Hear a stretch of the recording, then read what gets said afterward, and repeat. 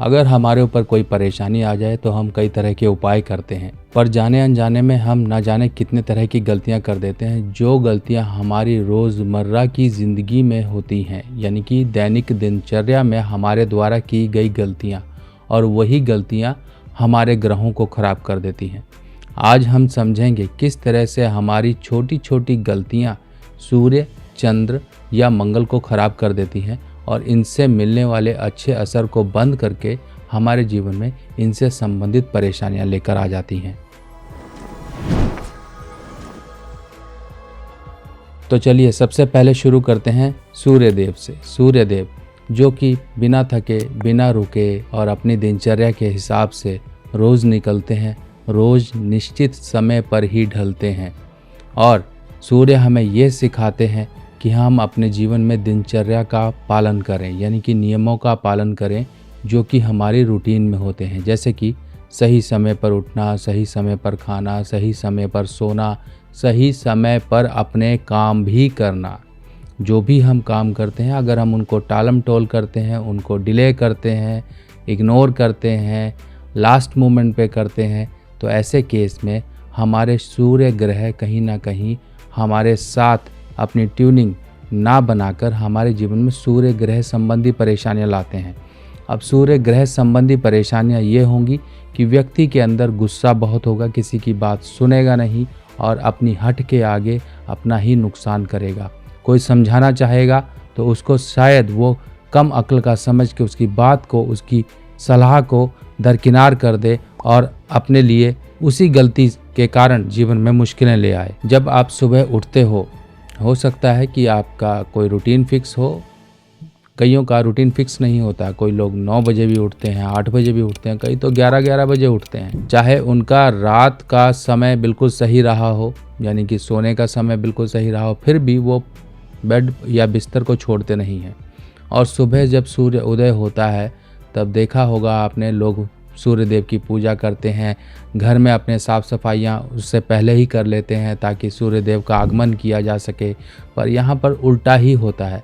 व्यक्ति 11 बजे, 10-11 बजे करीब अपनी खिड़कियाँ खोलता है, तब इसका मतलब क्या है कि सूर्यदेव की जो आपके अंदर एनर्जी आनी चाहिए थी उससे आप वंचित रह गए, और सूर्यदेव की रोशनी को आपने अपने घर में अलाउ नहीं किया।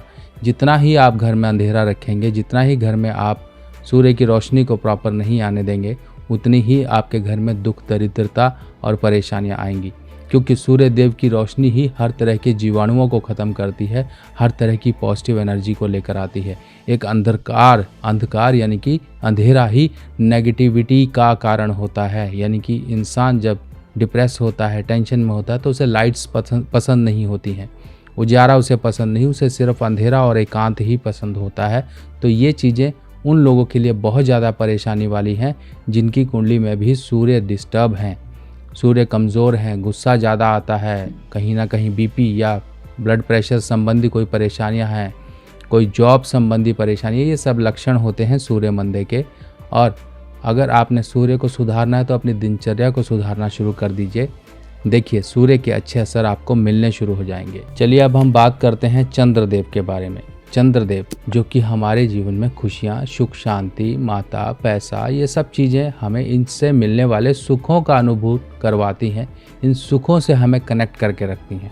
पर हमारे घर में छोटी सी गलती हो जाती है। गलती ये होती है कि हम कहीं ना कहीं पानी को वेस्ट करते हैं, या घर में नल टपकते हैं तो रिपेयर नहीं कराते हैं, और बाहर भी लोग कहीं ना कहीं अगर अनदेखी करते हैं, पानी कहीं चल रहा है तो नल बंद नहीं किया, कहीं जो जल स्रोत हैं, नदी या नहर, उनको भी कहीं ना कहीं दूषित करते हैं। तो इस तरह से चीज़ें उनके लिए चंद्र संबंधित परेशानियां देकर आ जाती हैं। तो चंद्र को सही करना बहुत ज़रूरी है।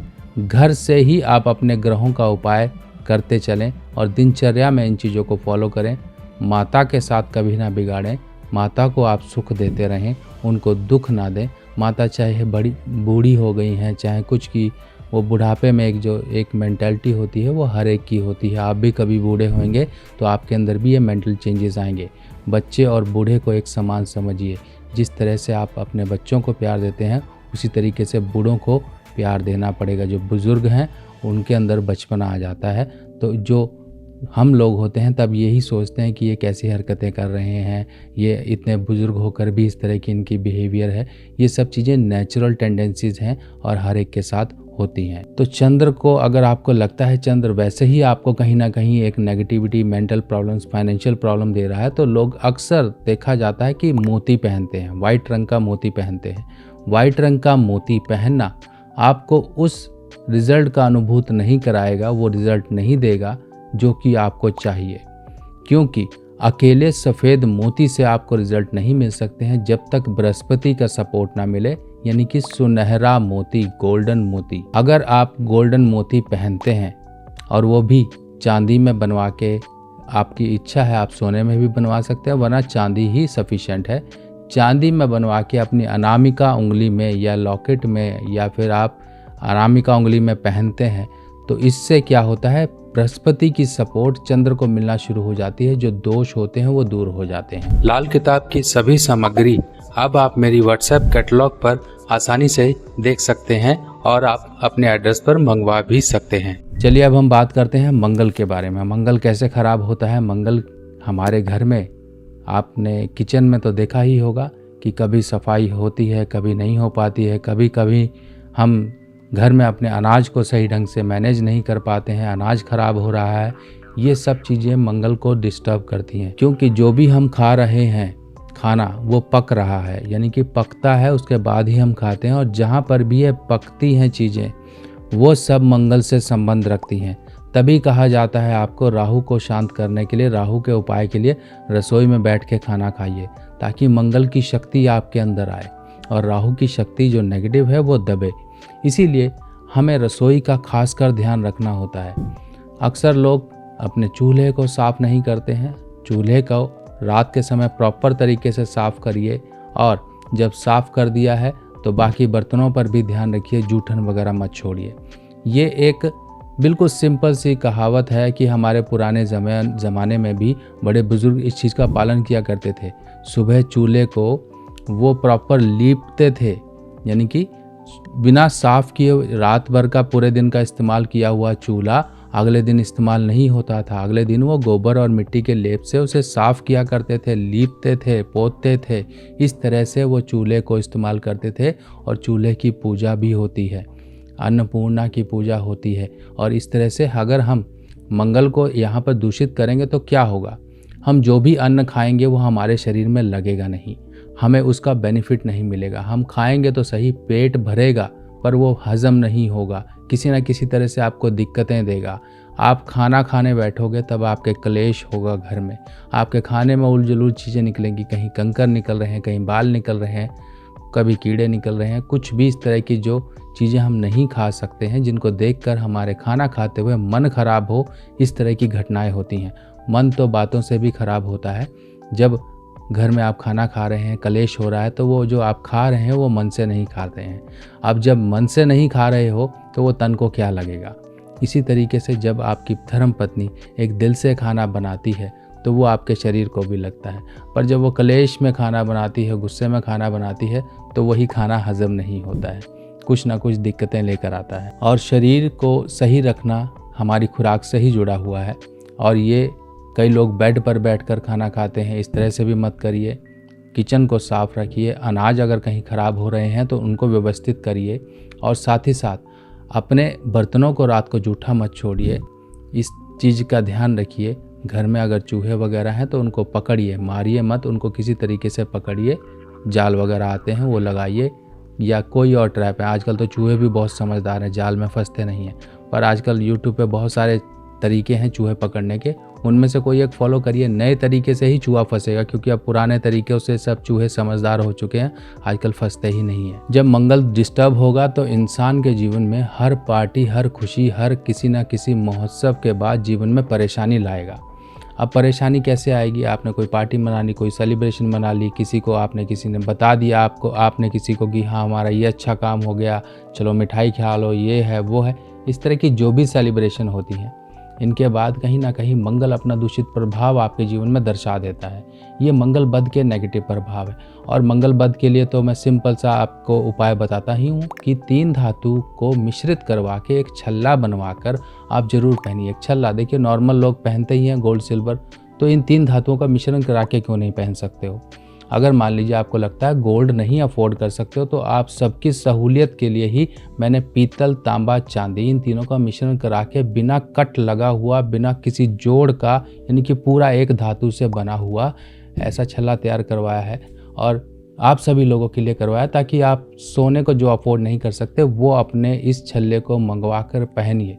आपका मंगल खराब है तो पूरी फैमिली को कहीं ना कहीं उसके जो बुरे असर हैं वो झेलने पड़ते हैं और पूरे घर में क्लेश रहता है, खुशी नहीं होती है, शादियां नहीं होती हैं, घर में कहीं ना कहीं लंबे समय तक लोग रंडवे घूमते रहते हैं और घर की बहन बेटियां जो होती हैं वो भी परेशान होती हैं, उनकी भी शादी नहीं होती है या जहां ससुराल में जाती हैं तो वहां भी दुख वो उनको झेलने को मिलता है।